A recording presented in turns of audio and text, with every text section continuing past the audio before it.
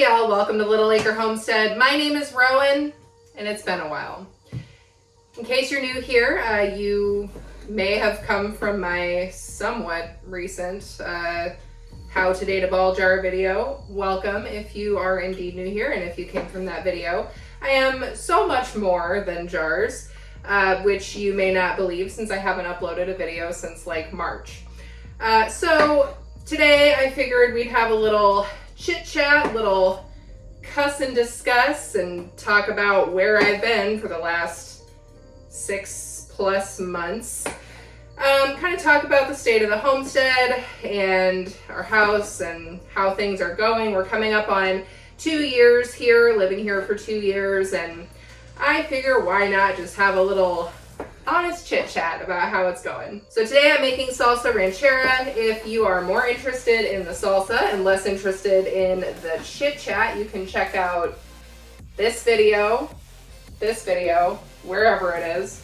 The last time that I made this, when we were still in the old house, great video, awesome recipe. Hopefully we'll get about 16 pints out of the recipe that I'm making today. That should last us, I don't know, maybe half a year. So let's get into it. So as I said, this is a little very honest cuss and discuss, chit chat, minimal cussing. We're not that kind of channel, but just a very honest discussion. Now, like I also mentioned, we've been away, or I've been away since, I don't know, March or maybe April. The reason for that is, I don't know, there's a lot of reasons. One of the reasons for where I've been is work. Work has pretty much gone off the rails, mostly in a good way. I'm so busy, and by the end of the day, I just don't have very much time or energy to do creative things that I love, like this channel or the garden or writing or anything like that. So that part is bad, right? Like, obviously it's not good to not have time or mental space for myself and the things that I love. So I'm working on that. I'm trying to fix that. I am enjoying what I'm doing, but I'd rather be doing this. So here we are. Another reason for being away for so long is that we have just had endless projects in this godforsaken house that just won't stop. They will not stop coming, and they don't stop coming. Over the past 6 months, really, 8 months maybe, we have dumped just an insane amount of cash and time and energy into this house. Many of those projects that have come up are ones that the previous homeowners covered up when they sold the house. So things like painting over active rot in the windows and issues with our electrical panel. All of those things needed to be replaced. Tons of cosmetic issues and deeper issues that weren't brought up in the inspection or just were, as far as I can tell, intentionally covered up. And I don't know what to do about that and other than just deal with it, which is extremely frustrating and very disappointing. It's hard to do the things that I wanted to do with this home, like make it a little more farmhousey, a little more family oriented and homesteady and organized, etc., when I feel like we're fighting for our lives trying to keep the home in a livable status, or in a status where it's not falling apart and we're not spending thousands of dollars every month trying to fix issues that shouldn't have been issues in the first place. This rant is gonna go some type of way. Let me see if I can make it a little more cohesive. So that's the house. Let's talk about the land and the garden. Now, as you may remember, if you've been here for a while, we have a house that backs up to a fair amount of woods, lots of trees. And we had wanted to keep a lot of those trees in place. There were spots on the property that got lots of sun throughout the year, but they weren't large enough for us to get the amount of garden beds in that we wanted to. So we had an arborist come out and talk to us about what trees make sense to come down, are there trees that need to come down, etc. And I'm trying to keep the cussing to a minimum because we're not that kind of a channel. As far as we can tell, due to quite a lot of neglect, many of the trees in the back were and are dead standing. So they're a huge hazard. When we spoke with the arborist, they noted that many of the trees that are closest to the house were and are tall enough to cut the house in two if they come down. So that's a problem. So we spent time and money and effort working with a company to get the minimum amount of trees down to make the property safer for the house, which sucks. It's not what we wanted. We wanted to leave as many of the trees intact as we could because we really like them. We like having wildlife close to the house and right off our back deck. Being that close to nature is very calming and soothing, but we also have to think about the equity of the home and making sure that it's safe for our children to be in, especially as, you know, we're just now, at the time of recording, coming off the back of Helene and Milton, these two huge hurricanes. We got a ton of rain and wind when Helene came in, and one of the trees did come down, and thankfully it fell or started to fall backwards toward the back of the property instead of toward the house. It's mentally exhausting to constantly be worrying about the neglect of previous owners and how it's impacting my family now living in this home. That's the land. What does that mean for the garden? We put the garden back past the stream, which also was severely neglected, had a huge wire fence through it that clearly had never been maintained or cleaned out, that was damming the stream constantly and causing flooding and damage to the land, which is part of why many of the trees were dead. The trouble with where we put the garden is that it's not getting enough sunlight. And we know this because we had severely low production despite decent care. And we also had success. I do want to say we did have some successes with some of our more shade needing plants. So I've never successfully grown basil from seed before until this year. And I'm pretty sure that our basil was successful, and so extremely successful because it's almost constantly in shade. It's getting cooler temperatures, it's shaded out, and it's just thriving. But of course it's interplanted with things like tomatoes that need full sun, and so the tomatoes are struggling. All of these, they're from sprouts. I didn't grow all but 2 of these, and that sucks too. It's so disappointing to have poured so much time and effort and money and planning into this big, beautiful garden that we wanted so badly to have thriving this year after having to take the previous year off, and to have it not come to fruition.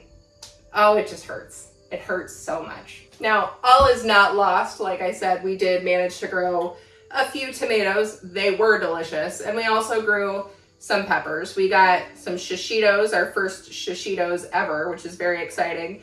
Some lemon peppers maybe, I don't know, and a few poblanos and bells. And we still have lots of peppers growing out there. They're also doing well in the shadier beds. We had lots of beans come in. We even got a little bit of okra. But what I really wanted was tomatoes, and they just didn't grow. They didn't get enough sun. The ones that did were very small. We had some pest pressure as well. We had a few hornworms because of course we did. I will say there were less hornworms and less pests than I had originally expected us to have. We have a really strong dragonfly population here, and I think that that's helping keep the pests out of the garden, and that's great. I am grateful to the land for giving us that little blessing, but damn if the rest doesn't suck. And also, in case it wasn't clear, we didn't get chickens this year, which is quite disappointing. I'm really looking forward to the day that we're able to have hens and goats. So there's the cuss part. Let's do the discuss part. What does all of this mean for Little Acre Homestead? Whew, boy. All right, Phil and I have been having a whole bunch of conversations over the past, I don't know, a few months, but really in earnest over the past few weeks about do we even like it enough here to stay? And not really, if I'm being completely honest. And that's hard because I want to have stability. I moved around a lot as a kid, and it was extremely hard to feel like I was able to put down roots and feel like I was able to make friends and get to know my family and get to know myself. And I don't want that life for Alex and Judah. I want them to be settled and have friends and be close to our friends and family, etc. But I also need to think about, what does their freedom and happiness look like in the future? What does it look like when they come home for Yule when they're 20 and 25? I don't see that happening here. I don't see them coming back to this home because I don't see us in this home in that amount of time. And it's not just the house, it's not just the land, it's not just all of the financial frustrations we've had with the undisclosed issues with this house and with this property. There are just a variety of reasons contributing to why we're not happy where we are right now. And I see us being quite significantly happier living closer to a different part of our community. What that is going to look like, I don't know. And I don't know when, and I don't know how. But I do know that we're not happy here. And that is a very tough pill to swallow, because we wanted so badly to love this house and be grateful for it and give it the love and care that it obviously never got. And I know that sounds, I don't know, maybe it sounds silly to you, but I believe that for right now, we felt like buying this home was right for us at the time. And I think that part of that is because we're supposed to be here giving it what it needs. I have talked for however long this video is about all of the problems with the house and with the land. So, let's talk about what we're doing to make it a little bit better. Make it more of a home instead of a house. We are spending time fixing some structural and cosmetic issues that the home has. We're giving it the attention it needs to be a good, safe, happy home. And we're also taking care of the land in the way that it needs to be taken care of to thrive in the future, instead of just be, Band-Aid solutions. Like the fence, I understand why they put it in. They put it in to keep some critters away, deer and raccoons and beavers and such. But that's not what the land needed. The land needs to be taken care of. And we're already seeing the land improve just from the maintenance that we've given it over the past year and a half, couple of years. We have native wildflowers growing on the back of the property now. We have goldenrod and yarrow coming in. We didn't plant those. They're coming back up now that the land and the soil is not oversaturated, that it's getting some more sunlight, that there's not just dead trees shading everything out. We're seeing that come back, and that's going to support the bee population. The bees are going to support the garden. The garden's going to support us, and that food web is going to come back and not be neglected any further. I'm happy to do that for this property, and I'm happy and honored to do that for this land. But it's hard, and it's so tiring, and it's so much work, and it's so disappointing to know that once again, this is not our permanent home. I know that we will find that permanent home and our permanent community. We have a little baby of a plan in place, and I think someday that that's going to manifest and come true. But for now, we're here, and we're treating all of this like a learning experience, because of course there's so much for us to learn. I do think that someday we will probably have chickens here, and I do think that someday we will probably have our big beautiful garden here, and we'll have a kitchen that isn't directly out of the 1990s. That day is not today, and that's okay. But right now, we're going to continue loving this home, continue honoring the land and what it needs, learning and growing, and working our way toward manifesting the future of Little Acre Homestead. We're not going anywhere, and I certainly hope to not go 6 more months without posting a video. I tried recording this video about 4 times, and it just got more and more unhinged every time I tried to record it. So here we are, I guess. This version also is very unhinged, but if you stuck around for this long, thank you so much. I'm so glad you're still here. And if you're new from our jar video, welcome. I'll talk about jars more, I promise. How do I end these videos? I don't know, but thank you for stopping by Little Acre Homestead. Sorry, the update's a little weird. I hope you enjoyed the cuss and discuss. I'm gonna show you some salsa. Okay, bye. I am grateful that we have the space to have a big garden here. I'm grateful that this house gives us plenty of opportunities to learn. I'm grateful that both boys can have their own room here. I am grateful that Phil and I both have our own space here. And I am grateful this canning project is done so I can go the hell to sleep.